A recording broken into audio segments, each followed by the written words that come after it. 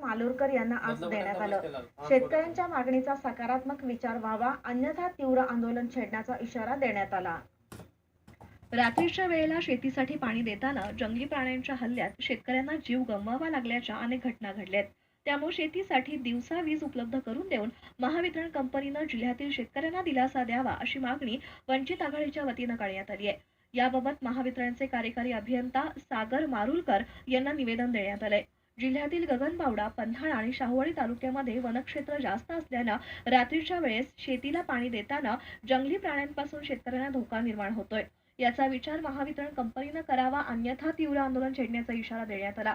कार्यकारी अभियंता मारुलकर यांनी या मागणीचा प्रस्ताव महावितरणच्या मुख्य कार्यालयाकडे पाठवू आणि लवकरच धोरणात्मक निर्णय घेऊ असं आश्वासन दिलं. यावेळी मच्छिंद्र कांबळे, प्रवीण बनसोडे, नंदकुमार नांगरे, शाहीद शेख, प्रवीण वाघमारे, चिमाजी सोरटे उपस्थित होते.